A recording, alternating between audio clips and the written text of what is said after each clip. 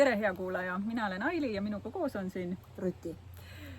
Ja seekord me alustame hooaega veidi teisiti. Ma arvan, et meie hulgas on inimesi, kes meid tegelikult päriselt veel ei tunne ja seetõttu siis saab olema nii, et selles osas räägime me natuke pikemalt Rutist ja siis järgmine osa mingi aeg saab olema ka minust. Jah, ehk siis saate teada, kas ma olen inimene või tont. Just nimelt. Aga minu esimene küsimus, Ruti, on see, et me oleme siin sinu imekaunis maakodus ja meie taustal on siin tiik. Ütle mulle, kas sa lähed ujuma, kui tiigis on kaanid ja kas siin üldse on kaanid? No, jaa. Suure saladuskattel ütlen, et siin on kaanid ja üldiselt on siis nii, et ma tean, et seal on kaanid ja ma võtan siis mõla ja siis niiviisi ajan need kaanid ära, siis sups, lähen ruttu ujuma, aga mul kogu aeg kusagil tagakuklas on siin, et siin on kaanid. Okei. Nad on näpistanud sind ka muidugi? Ei ole, aga nad on seal. Ja sa ei ole ühtegi kaani tegelikult nagu päriselt nende keha peale tunda saanud või? Ei ole ja ma usun, et need kaanid ei tule kellelegi kallale, aga ma ei tea, tegelikult ma ei tea. Okei, no väga huvitav, väga tore. Mina ei ole neid kaane siin veel näinud. Aga ma mõtlen, et me võiksime edasi minna niimoodi, et ma äkki räägin siis Ruti ise sinust nii palju, kui ma tean ja siis sa saad ise täiendada ja rääkida kuulajale, et kuidas sa siia siis oled jõudnud, kus sa täna oled ja et kuulaja saab äkki lõpuks teada, kas siis sa oled inimene või tont ikkagi. Ma kardan arvavad mõlemad. Üsna inimlik. Aga ma mõtlen, et esimene lugu, mis mul sinuga seoses tegelikult meelde tuleb, on kuskil 10 aasta tagusest ajast, kus üks minu kolleeg käis sinu jõustavate vestluste koolitusel ja tuli sealt tagasi, oli paduvaimustunud ja ütles, et tead, et tuleb keskenduda inimeste tugevusetele ja nagu sa tead, mina ju täna tegelen selle teemaga ja kaudselt võib öelda, et sa oled mind toona juba inspireerinud, ma küll jõudsin selle teemani nagu juhmad hiljem.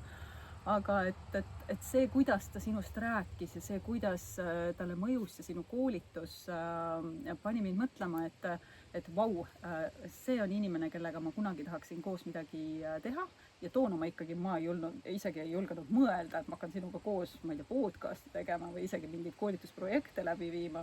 Ma mõtlesin lihtsalt, et ma olen tellija ja tahan sind tellida kuskile koolitama, nii et selline väike aukartus on sinu ees minul ikkagi nagu alati olnud.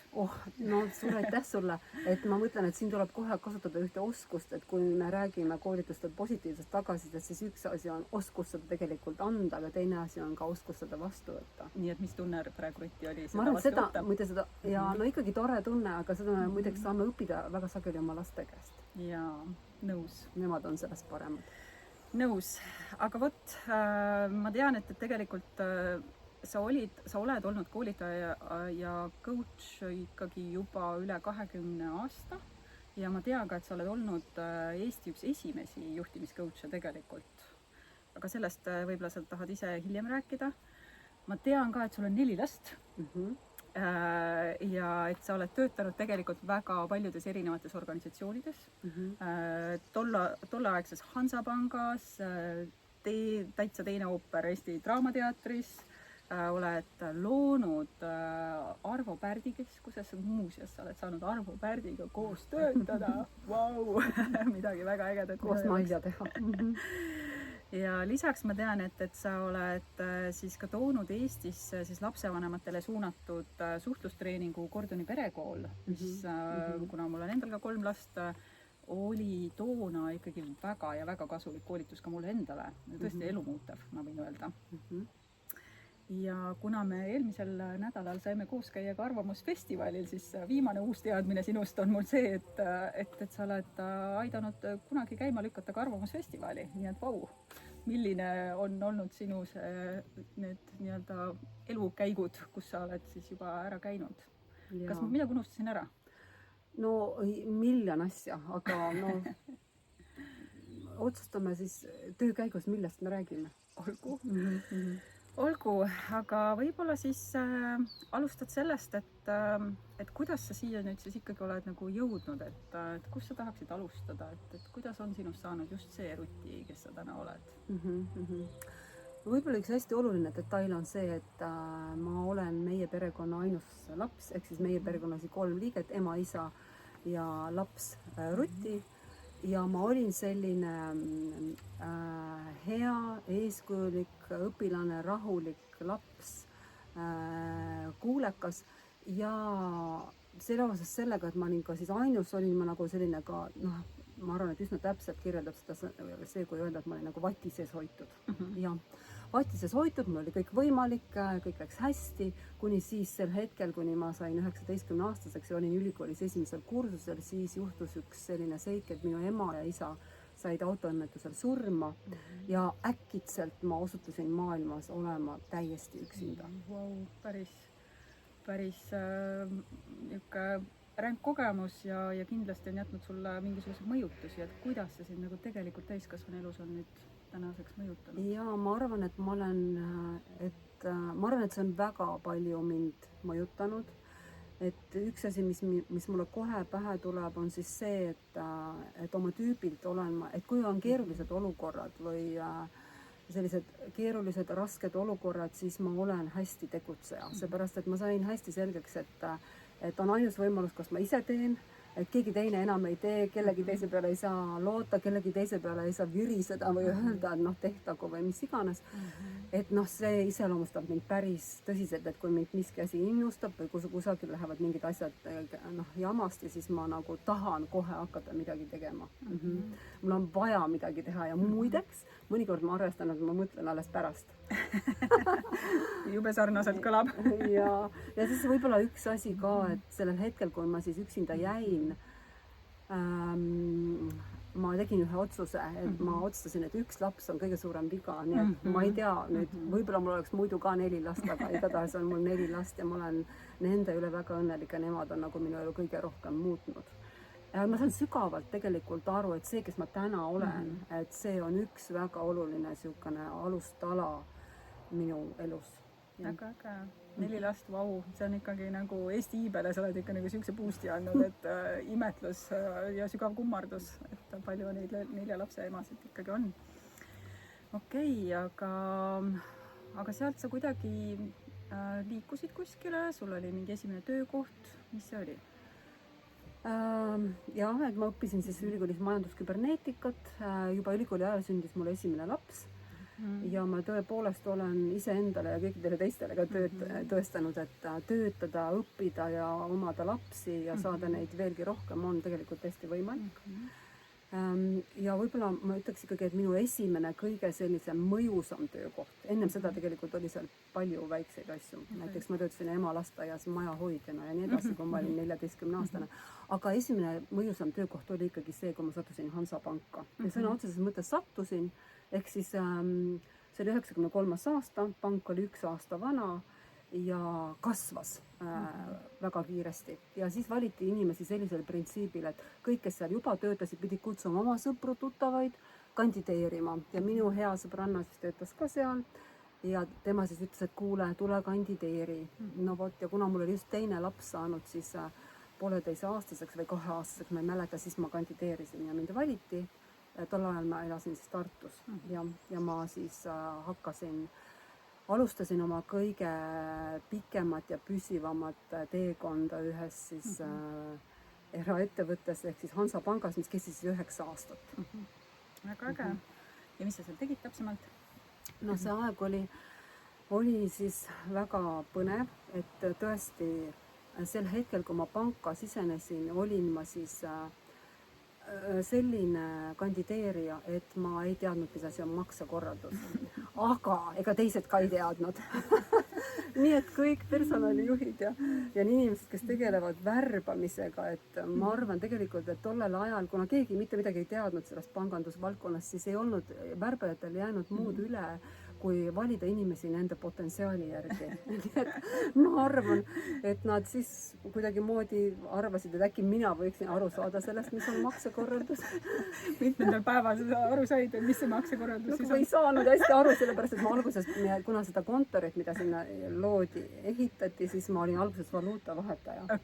See oli 2 kuud ja see oli õuduskuubis olukord. Sellepärast, et see töö totaalselt ei sobinud mulle, ei sobinud mulle, ei olnud kooskõlas minu tugevustega absoluutselt ja iga õhtu, kui ma hakkasin kassat lugema, siis ma kattusin külma higiga, ma lugesin franke ja dollareid ja ma ei tea, mis asju. Olin külma higiga kaetud, et kas see mul ikkagi klapib või ei klapi ja siis, kui midagi justkui ei klappinud, siis ma lugesin 1 kord, 2 kord, 3 kord, 4 korda, 5 korda, iga kord sain erineva summa. Õudne ja siis mingi umbes ikka tund aega lugesin seda raha pärast. jah, aga õnneks see kestis 2 kuud, siis avanes see kontor ja siis selgus üllatuseks, et mina sain selle kontori juhatajaks ja no kontori juhatajad ei loe raha. tõenäoliselt. vabanesin sellest ametist. me võtsime tööle kassapidaja ja siis ma mäletan, siis hakkasid sinna saabuma niisugused mäekõrgused rahakogused, mäekõrgused ja siis päeva lõpus tema luges need üle. Alguses ma teda natuke aitasin, mina vaatasin arvutist, kui palju peab olema, tema luges mäekõrguse raha üle, ütles mulle numbri ja mina ütlesin, klapib. Nii et see oli juhi töö, öelda klapib. ja ma ise mõtlesin, et ma oleksin ilmselt jäänudki neid rahanumbreid seal lugema, saades iga kord erineva summa. See juhi amet praegu tundub ikka nii ahvatlev öelda ainult klapib. aga kindlasti jäi sinna juhi karjääri veel midagi põnevat, et tuleb sul veel mingeid lugusid meelde ja kas sa jäidki siis sinna Tartu filiaali juhatajaks või liikusid sa sealt veel edasi kuskile? No mul üks minu lemmiklugu, mis juhtus siis kohe ikkagi päris alguses äkki, see oli siis 94. aasta algus, oli siis seotud selline lugu, et sinnamaani siis anti laenu ainult Tallinnas, Pärnu maanteel oli laenuosakond ja ainult sealt sai laenu. Ettevõtted ja eraisikud ja üleüldse seda laenu siis said ju nii vähesed inimesed, eks ole, et keegi ei osutunud laenukõlblikuks ja keegi täpselt ei teadnud ka, kes laenukõlblik üleüldse on. Aga siis otsustati, et okei, nüüd võiks seda natukene laiendada ja Tartusse tekkis kontor, hakkame seal ka laenu andma. Võeti inimene, 4 kuud õppis või võib-olla päris 4 kuud ei olnud, pidi tulema meile laenu andma, õppis seal, Indrek Neivelt oli laenuosakonna juhataja, õppis tema käe all. Nii, 1 päev enne seda, kui ta pidi tulema meile Tartusse, helistada mulle truti, ma ikkagi otsustasin, et ma ei tule, et ma lahkun, mul on veel katseaeg, ma saan päeva pealt lahkuda. Täitsa lõpp. Aga muideks, meie olime selle välja reklaaminud, me olime nagu kohaliku Postimees ja Postimees või oli edasi, ei Postimees, pannud reklaami, et alustame laenamist ja nii edasi. No ja siis mina helistan Indrek Neiveltile ja ütlen, et kuule, ma ei tea, mis nüüd saab, näed, seda ta ei tule. Et kas ütleme, et me ei hakka laenama. Neivelt ütleb mulle, ei, mis, hakkame küll, ma tulen kohale. Hands on juht ikka. Nii, Neivelt sõidab siis järgmine hommik kohale, mina olen tema kõrval siis, et noh, nagu õpin laenamist, on ju. No, ma ei õppinud seda laenamist küll selgeks, aga ühe asja ma õppisin ära, mis on mind siis tegelikult edasises juhi elus nagu väga palju aidanud, et seal juhtus siis selline lugu, et tuli üks turismiettevõtja ja teatas, et ta tahab turismigarantiid.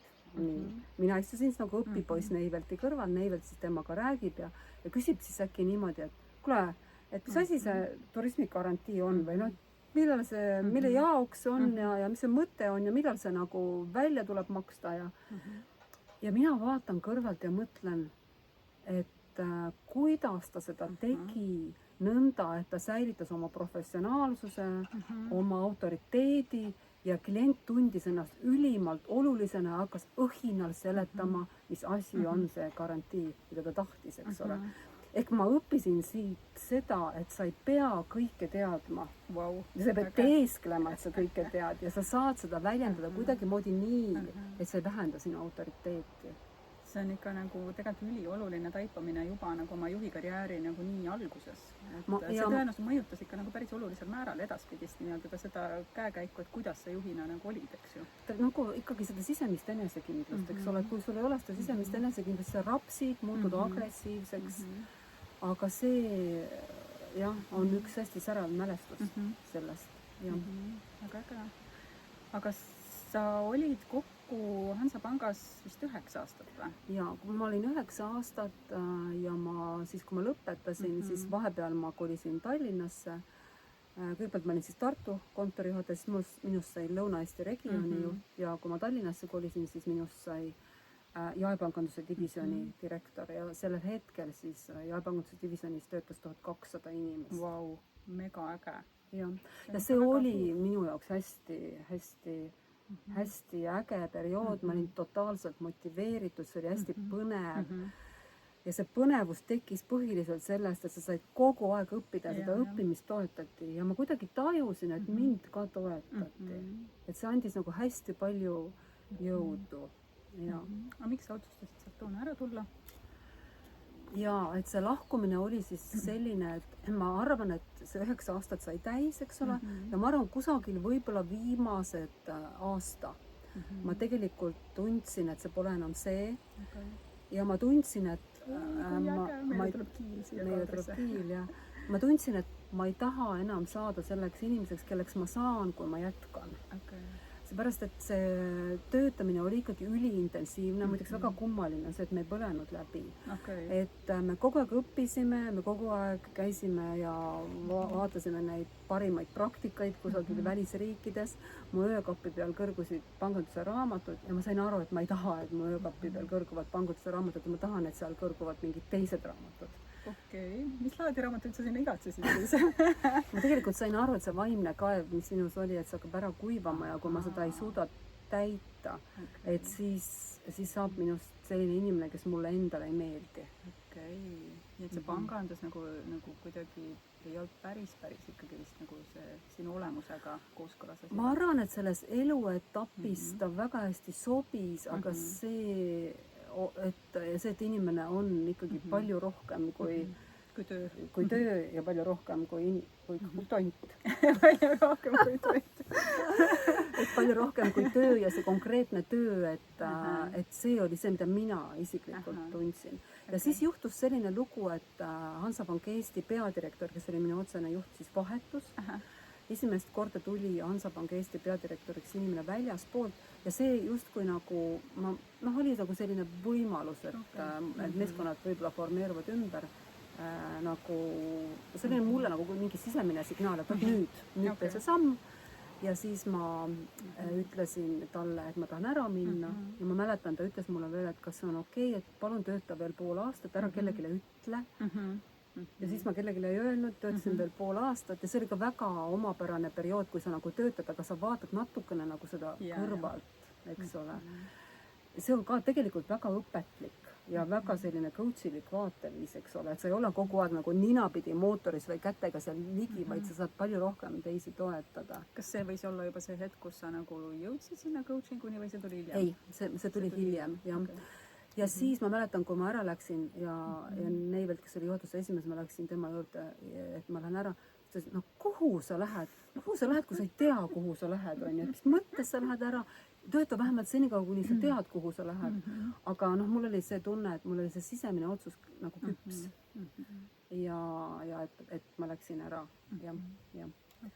Väga siis nagu motiveerituna, nii et ma mäletan ikkagi, minu mälestustes on Hansapank selline nagu kuldaeg.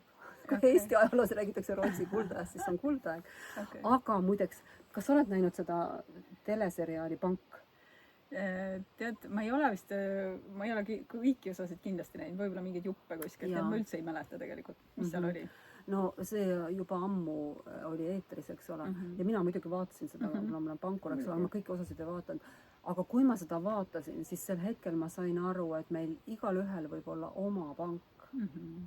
Ja et see, mis seal teleseriaalis oli, see ei olnud küll minu pank, et see oli, ja muidugi ta kujutas ju ka, eks ole, finantsturgusid ja hoopis see oli väike pisike ja suhteliselt nagu isoleeritud osa pangas, aga minu pank oli miski muu, mul oli iseenda sees nagu päris suur selline konflikt, aga siis ma sain aru, et igalühel on oma lugu. Et tegelikult sa mäletad seda pangaaega ikkagi nagu siukse nagu väga sooja südamega ja ikkagi nagu sellise nii-öelda kui ägedat, kui kõige ägedamat nii-öelda esimest töökohta. Ja. Kõige ägedamat esimest töökohta. Ja ma arvan, et ma väga palju tänaseni töötan nii, nagu seal töötati. Ehk siis ma olin nii noor juhina, kui ma sinna sattusin. Et põhimõtteliselt me võime öelda, et kui me nagu noorena satume nendesse organisatsioonidesse, siis kõik organisatsioonid käituvad meiega tegelikult nagu väikesed hakklihamasinad. Ehk siis esimene pikaajalisem töökoht väga palju kujundab meie harjumusi. Ja need on mul sealt pärit. nii et sul tegelikult nagu mõneti nagu vedas, et sa sattusid sinna kuidagi niimoodi mitte nii väga planeeritult ja et see kujunes selliseks imeliseks kogemuseks. ja, sest et ma ei oleks iial ise töökuulutuste vahelt osanud seda välja otsida. Jah, ma sattusin, kui üldse sattumisi või juhuseid olemas on, siis see oli küll. No just. Aga sealt sa siis, kui sa sealt ära tulid, siis sa liikusid Draamateatrisse vist, mis on nagu minu jaoks nagu sihuke nagu täitsa teisest ooperist, aga ma arvan, et siin on mingi loogiline põhjendus kindlasti, miks just Draamateater. Ja, et ma tulin ära ja siis ma arvan, mingi kuu aja pärast tuli üles Draamateatri direktori otsingu konkurss ja ma kandideerisin sinna ja ma sain ja see oli totaalne kannapööre selles mõttes, et raha vägevate maailmas siis nagu vaimuhiidlaste juurde. No sest sul oli ju see vaimutoitu ikkagi, sa tahtsid ju saada, sa tahtsid kapi peale teistsuguseid raamatuid saada. Jah, just täpselt.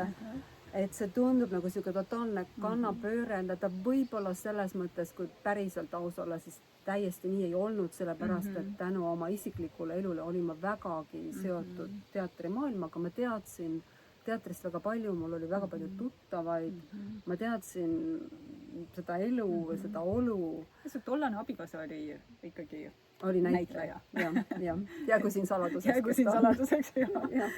Nimesid ei maini.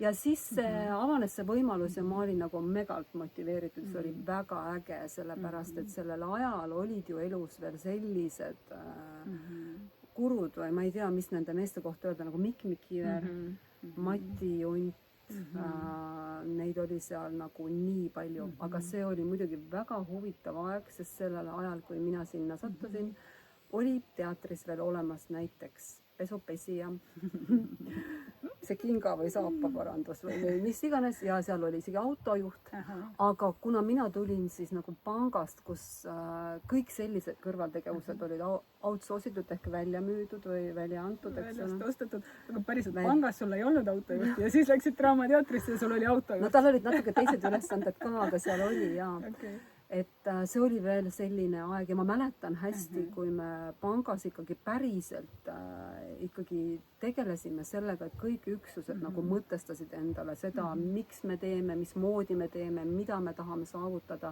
ja see oli tohutult motiveeriv koos seda välja mõelda. Siis teatrimaailmas tollel ajal oli tegelikult see, et ministeerium nõudis, et oleksid pikaajalised arengukavad, eks ole, missioonid, visioonid, aga kuidas need siis tekkisid?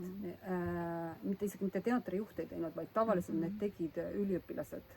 Siis ainuke inimene, kes selle võib-olla läbi luges, aga võib-olla ka mitte täielikult oli teatrijuht, siis oli see olemas ja teised inimesed ei teadnud midagi sellest.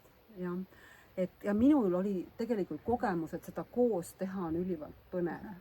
Et see on just nimelt see kõige jõustavam osa nagu meeskonnatööst. Et me oleme kõik olnud osalised ja seda läbi mõelnud. Siis hakkasite koos seda seal tegema ka? Me hakkasime seda tegema, jah. Aga no see minu periood jäi pangas või seal teatris ikkagi lühikeseks. Mis selle põhjus küll võiks olla nii huvitav kohe, Ruti? Jah, et see lahkumine minu sellest teatrist oli siis väga keeruline, väga raske juhus, eks ma seda veel palju aastaid ikkagi põdesin ja ma ei lahkunud omal soovil, vaid mul tekkis siis selline moraalne ja eetiline konflikt ühe inimesega, kes oli minust kõrgemal pool seisev ja kuna see moraalne ja eetiline konflikt, selle teema oli siis see, et veri on paksem kui vesi.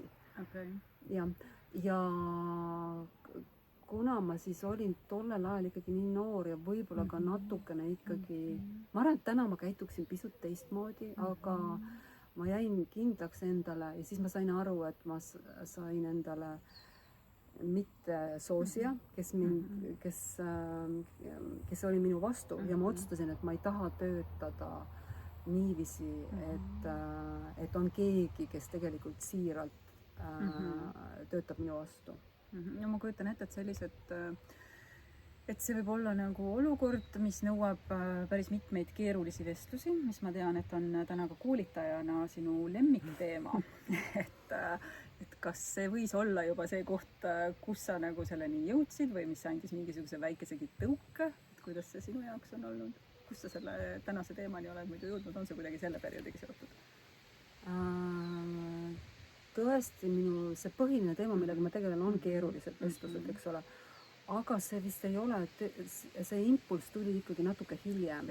Kuigi väga kiiresti, aga mitte sellest. Et seal oli ikkagi tegelikult nii, et ma siis, et Draamateater oli riiklik asutus ja sellel hetkel ta sai sihtasutuseks ja see andis hästi lihtsa võimaluse, kuna kõik töölepingud lõpetati ja sõlmiti uuesti, see andis siis kõrgemale seisvatele isikutele hästi lihtsa võimaluse minust vabaneda.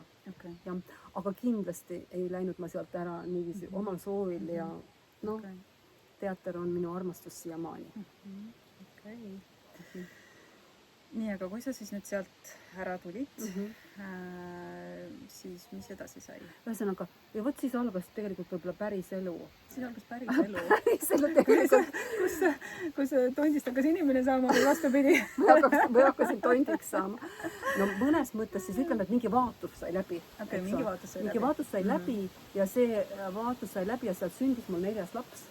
Ja siis algas selles mõttes päris elu, aga ma päriselt hakkasin tegelikult arenema. Ja ma sain aru, see areng algas sellest, et ma sain aru, et viimane aeg on saada paremaks lapsevanemaks. Ja no viimane aeg, eks ole, 4. laps sündis, ülejäänud 3 olid juba täitsa omal jalgadel, eks ole, ja kõige suurema lapsega mul oli siis selline suhe, et tal oli kõik normaalne, pealtnäha oli kõik väga hästi, aga ma sain aru, et mul ei ole temaga enam kontakti. Ja ma sain aru, et muutuma pean mina.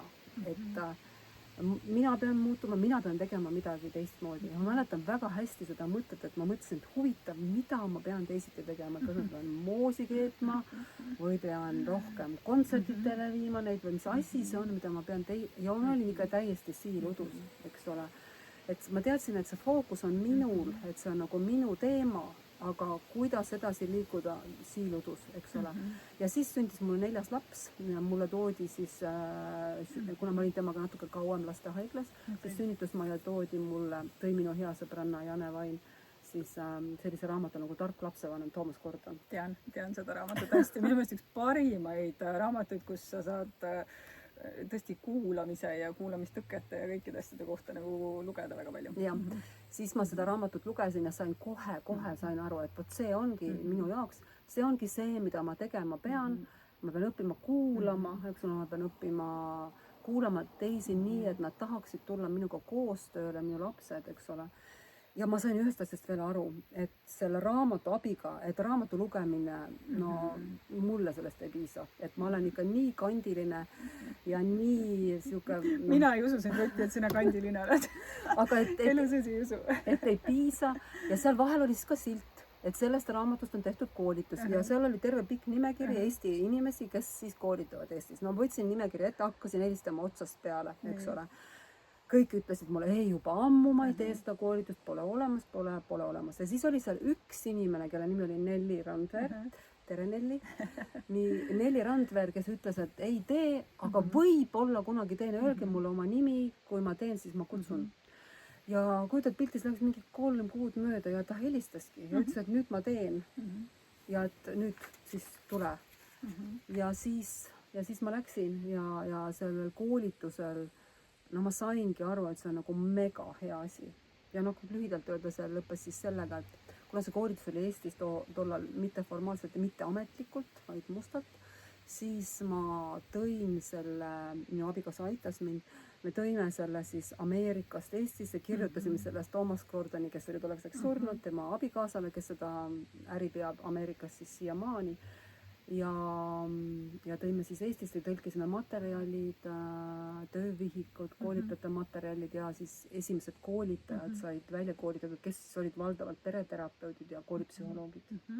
Mega äge, ma ütleks, et see on nagu ikka väga-väga tänuväärne, et te selle siia Eestisse ametlikult tõite, sest mina läbisin selle siis, kui mu kaksikud olid 4-aastased ja olin samasuguses puntras, et 3 lapse ema, aga küll ei tea, kuidas see laste kasvatamine käib. Nii et ma arvan, et see on koolitus, mida peaksid absoluutselt kõik lapsevanemad läbima.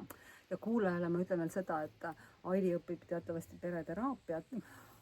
Ja tänasel päeval ma ei tea, kas juba 4 aastat või Jaa. kui kaua on siis selline reegel, et kõik need inimesed, kes õpivad pereteraapiat, peavad läbima selle Gordoni perekooli, Jaa. sellepärast et see on parim koht tegelikult, kus õppida aktiivset kuulamist. Absoluutselt nõus. Ja Jaa. ma arvan, et kõik juhid võiksid ka selle läbida, sest see on juhtidele nii oluline oskus.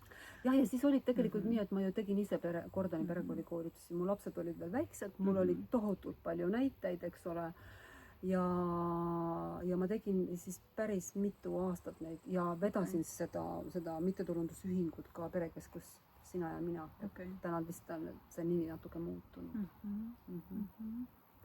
Ja sealt edasi, kuidas sa sinna päris siis nii-öelda koolitusmaailma jõudsid? Ma ütlen veel ühe asja, et see oli siis aasta 2003, täpselt seesama aasta, kui mul kõige noorem laps on sündinud. Ja sellel ajal, see aeg oli siis selline, kus kui täna tegelikult lapsevanema koolitus on ülimalt tavaline ja noored inimesed lähevad sinna, siis sellel ajal, mis mõttes lapsevanemaks õppida ja raha ka veel maksta selle eest, sihukesi asju ei õpita, et seda nagu müüa oli hästi palju, hästi raske ja ma tegelikult panin puhtalt ennast pandiks, eks ole, et muudkui ka rääkisin nagu enda lugusid ja siis üritasin seda siis müüa kõikide teiste koolitajate jaoks ka. Minu meelest on see nagu nii imetlusväärne, et sa nagu kuidagi tabad ära nagu selle enda vajaduse baasilt, eks ole, et on mingit asja nagu vaja ja mis on ju täiesti nagu tundmatu või nii-öelda pole ju üldse mingi trend veel, et lapsevanemad ei tule selle pealega, et koolitama hakata ennast, et see vist on nagu sihuke, et sinu kui koolitaja kohta mulle on nagu kuidagi selline tunne, et sa nagu tabad neid nagu trende seal nagu niimoodi mõnusalt ära, et millal on midagi nagu uut nagu kuskil avanemas ja see on vist üks koht, kus see nagu juba. Ja vaata, kui selle valdkonna peale mõelda, siis siin võib tõesti tõdeda, et mõnikord meile tundub, et me ei muutu ja inimesed ei muutu, aga kui selle peale mõelda, siis see tänane noor lapsevanemaks saab põlvkond on nii palju teadlikum ja altim tegelikult õppima. Vead tulevad ikkagi sisse ja närvi ja juhe jookseb kokku ja mis iganes, eks ole, juhtub, aga ikkagi see valmidus õppida ja valmidus aru saada, et see sõltub minust. Ja, see ikka tänase päeva see koolituste käimine on nagu nii tavapärane rutiin, on ju. Nii, aga millal siis sinust sai tegelikult Ruti coach ja koolitaja nagu ärimaailma võttes? Ja eks siis see ongi seotud sellega, et ma ütlesin, see oli nagu see nii-öelda teine vastus minu elus, et ma hakkasin siis minust sai ise perekooli koolitaja, tõin selle maale ja siis ma sain aru, et tegelikult ma ikkagi ülihästi tean, kuidas nagu eraettevõtluses maailm toimib ja et see on tegelikult juhtidele väga vajalik. Kuidas mõjutada teisi, kuidas saavutada tulemusi, kuidas kaasata, kuidas kuulata, kuidas lahendada konflikte inimeste vahel. Ja siis ma läksin selle sama filosoofiaga tegelikult ärikoolitusse. Ja see oli siis nagu tegelikult koht, kus ma tundsin ennast nagu kala vees. Imetlusväärne just see, et see kõik, mis sa olid nagu tööelus nagu kogenud on ja pluss see isiklik huvi, et sa oskasid nagu need kaks asja nagu kenasti kokku panna ja sellest saigi siis nii-öelda sinu see karjäär. Jah, võib-olla mul oli tegelikult ka eeskujusid, et näiteks ma samal ajal tegelikult ju ise õppisin suhtlemistreeneriks ja suhtlemistreeneri väljaõppeid enam ei ole, kui oleks, siis ma kõikidele soovitaksin sinna minna. Enam ei ole, aga tollel ajal tegi seda Self2, selline üliprofessionaalne hangode firma ja ma läksin seal suhtlemistreeneriks õppima tegelikult siis, kui mu laps oli aastane ja ma avastasin, issand jumal, et nad õpetavad seda sama asja, nad õpetavad seda sama Gordoni perekooli filosoofiat tegelikult siis nagu ärikompotis, eks ole. Et see nagu julgustas mind, nemad olid seda juba tegelikult teinud mitu aastat, 10 aastat. Ma olen nüüd natukene segaduses, et millal see Arvo Pärdi keskus siis tuli?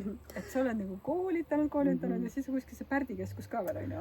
Ja, et siis ühesõnaga minust sai koolitaja, ma hakkasin ettevõtteid koolitama teema põhiliselt keerulised vestlused, konfliktid, mõjutamisoskused, muudatused, ühesõnaga kõik sellised asjad, kus inimestel kokku jookseb siin üleval.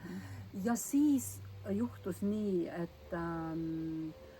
et kuulutati välja Arvo Pärdi keskuse juhi konkurss, tegelikult see oli suunatud pakkumine kandideerida, nagu ikka, on ju. Ja ma kandideerisin sinna ja mõtlesin, et see on eluvõimalus. või noh, ma arvan ka, et see on elu võimalus. Sihukese asja lihtsalt ei tule, on ju, et ma proovisin ja siis mina osutusin valituks. Et ma olin nagu täiskoormusega töötav koolitaja ja ma tegin siis sellise vahehüppe. Ehk siis, ja see oli siis täpselt, see oli siis see aeg, kui Arvo Pärt koos oma perega otsustas tuua siis Saksamaalt Eestisse loomingulise vaimse füüsilise pärandi. Seda tegi, mina olin siis esimene juht, minu aja, me siis otsustasime alates sellest, mis on selle, kas see on mittetulundusühing või on see sihtasutus, eks ole, arhiiv, kõik, mis iganes. Ja ma mäletan, et üks minu esimesi tööülesandeid, mille ma sain umbes, ütleme siis, võib-olla ei olnud 2 kuudki tööl olnud, oli siis see, et mulle öeldi, et ma pean tegema 10 aasta arengukava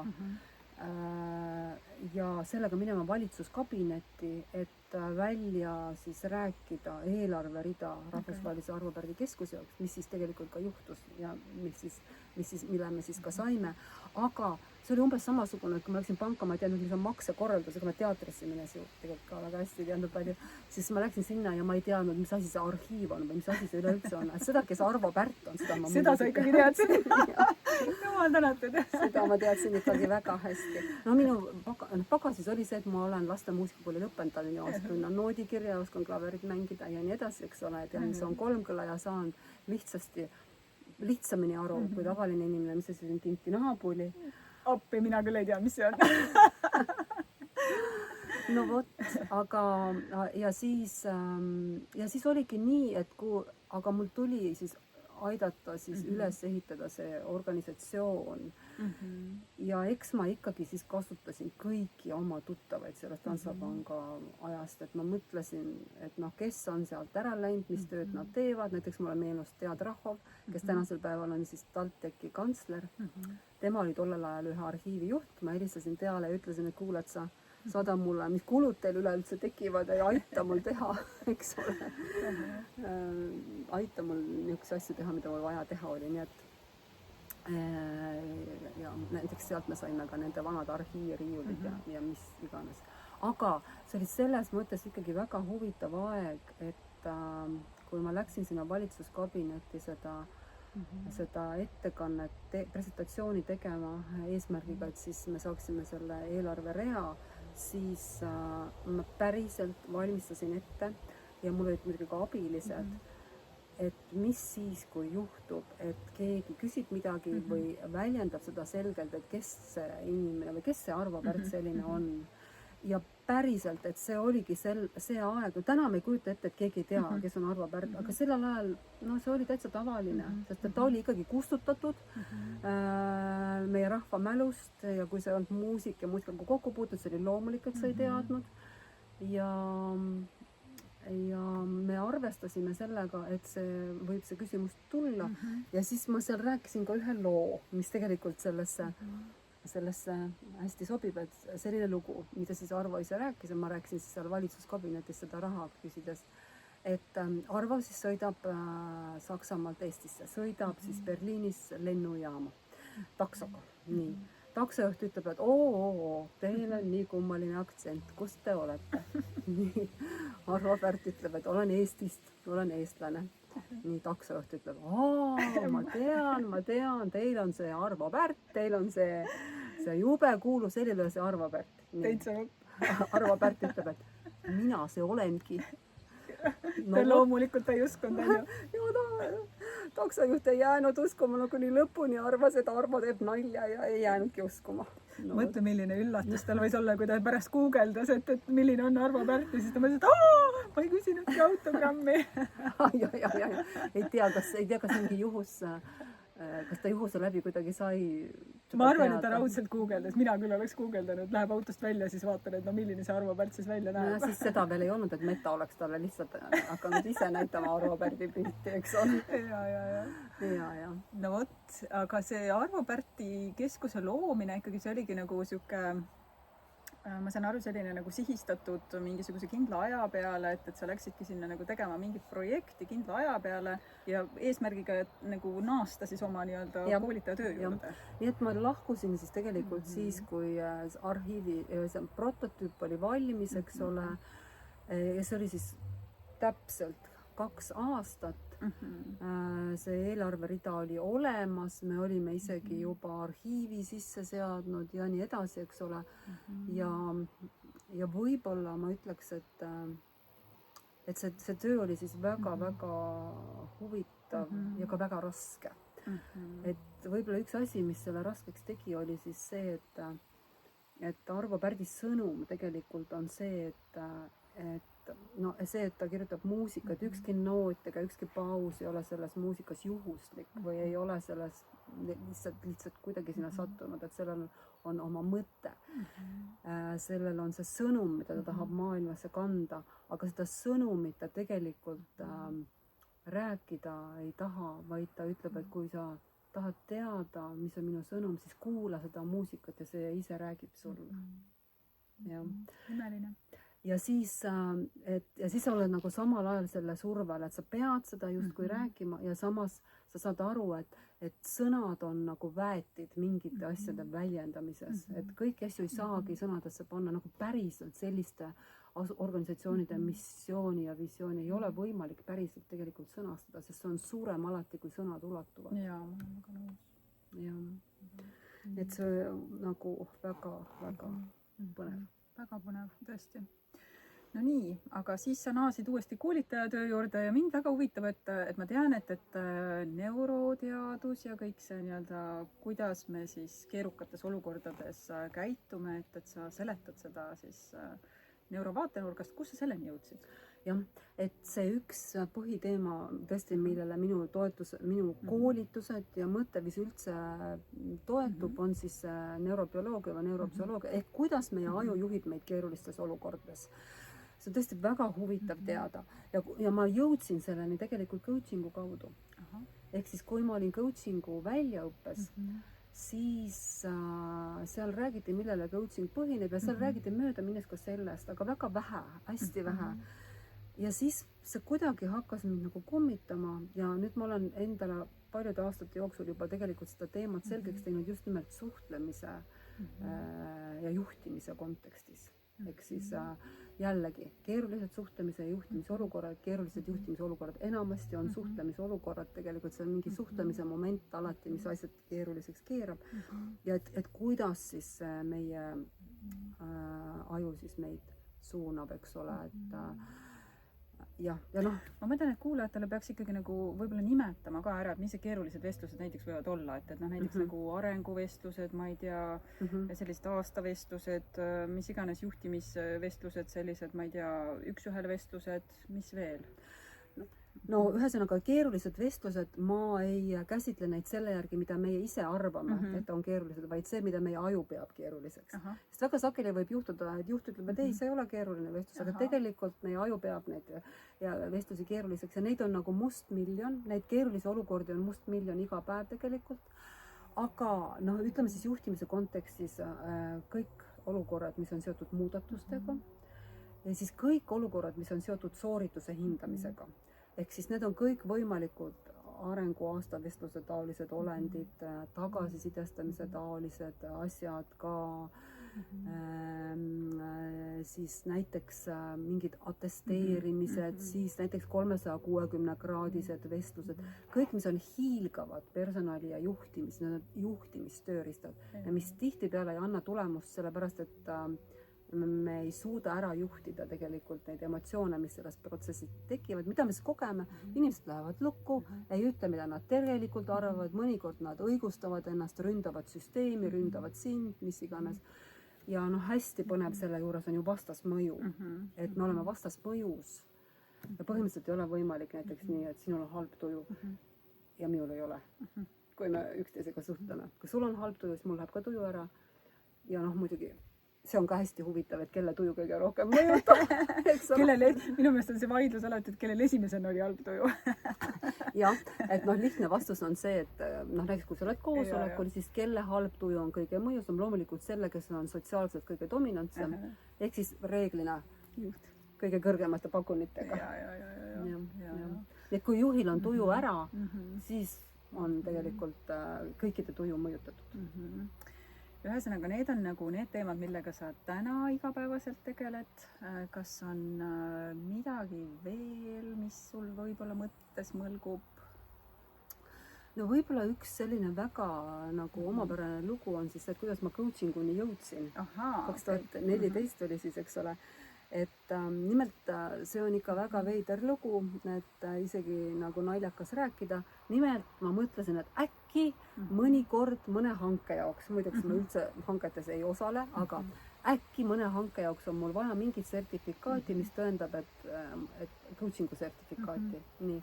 Ja siis ma mõtlesin, et okei, tuleb see väljaõppe ära teha. Ma siis nagu guugeldasin, vaatasin, kuhu minna, valisin siis välja sellise programmi, mis oli ajaliselt kõige pikem, sest nii palju ma ikkagi sain aru, et nagu võõrast asja ei saa kiiresti õppida. Nii et ma olen tegelikult lahenduskeskne coach. Ja panin ennast sinna kirja. Ja ühesõnaga, mul ei olnud mitte mingisugust sisulist huvi. Okei, lihtsalt sellepärast, et sa saaksid hangetes osaleda. Ja pluss ma veel kartsin, no veel ninakas ka, eks ole. Ma kartsin, et äkki, ma teadsin, et see põhioskus seal on kuulamine. Et mul on ikka nii headest allikatest, algallikatest seda õppinud, et äkki äkki sa tead juba kõike. Noh, ja mis siis juhtus? Esimesel päeval seal oli üks Kanada meesterahvas, kes esimest 4 päeva tegi, eks ole, ja ta oli täielik, mitte kanadalane, vaid ameeriklane.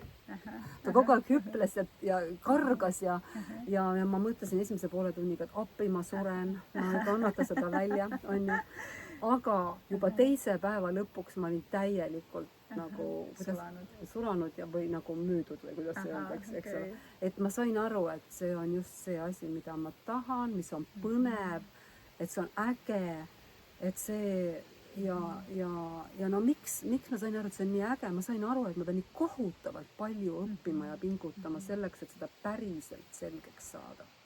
Mis selle sinu jaoks raskeks tegi siis? Et miks ma sain aru, et nii palju tuleb pingutada, sest see coaching tegelikult eeldab seda, et sa pead täiega oma isiklikku ego, oma elukogemust, oma õppetunde, oma soovi õpetada nagu ohjeldama ja tagasi hoidma. Oma soovi diagnoosida, õpetada, jagada kogemust, mis iganes, et sa ei tohi seda teha, et sa pead seda täiega tagasi hoidma. Ja see on selline asi, mida me tegelikult ise pane tähelegi, aga meil on seda väga raske tagasi hoida. Ja see vajab nagu kordusi harjutamist ja see on ka põhjus, miks ei ole võimalik olla nii, et ma olen täna natuke coach ja siis 3 kuu pärast natuke coach. Et sa pead nagu, see on nagu lennutunnid, eks ole, et sa pead kogu aeg selle lennukiga sõitma. Et seda professionaalsust säilitada või olema siis kogu aeg uuesti väikeste vahede korral valmis nagu natukene algusest alustama.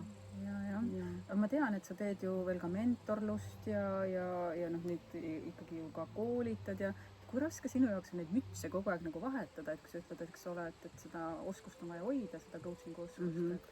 No mentoril on palju vabamad käed ja väga sageli näiteks algajate, päris algajate juhtide kohal on mentorlus vägagi kohane, eks ole.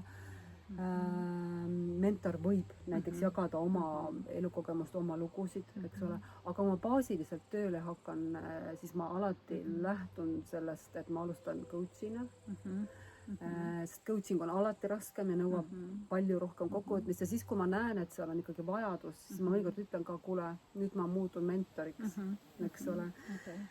Selle markeerin ära, nii et ja ma olen mentorina töötanud siis ka EAS juures päris palju alustavate ettevõtetega just, aga ma võin öelda, et tegelikult veel üks põhjus, miks mulle see coaching nii väga meeldib, on siis see, et kui ma sain perekooli koolitajaks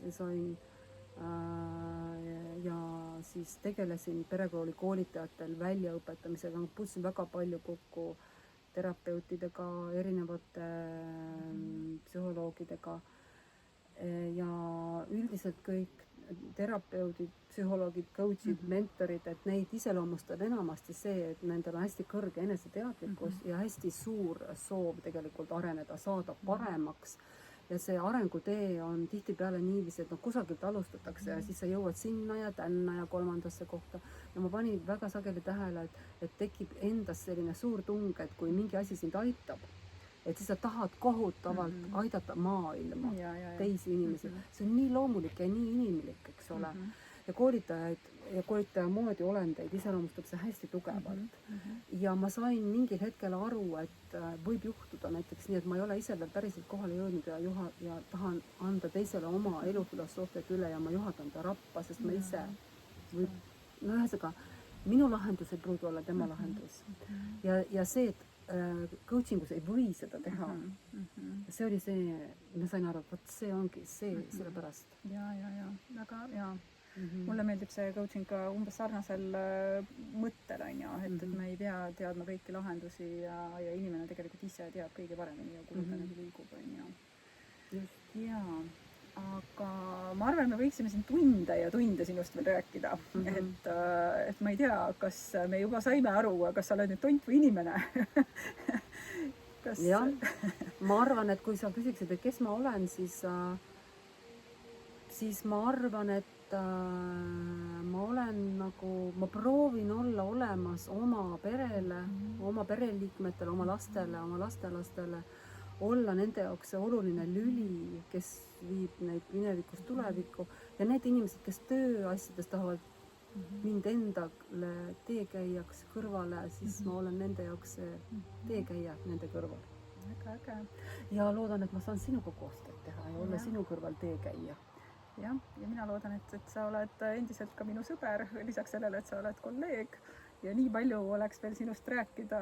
Tahaks veel öelda, et Rutil on siin maakodus imeline lillepeenar, kus ma tean, et ta nuhkitseb siin rõõmuga, nii et mulle tundub, et me võiksime veel jätkata siit, aga tõmbame siis tänaseks otsad kokku. Tõmbame otsad kokku ja kuula siis ka seda teist osa, kus me räägime, kas Aili on tont või inimene või hoopis midagi muud. Aga aitäh teile kuulamast, järgmise korrani! Aitäh!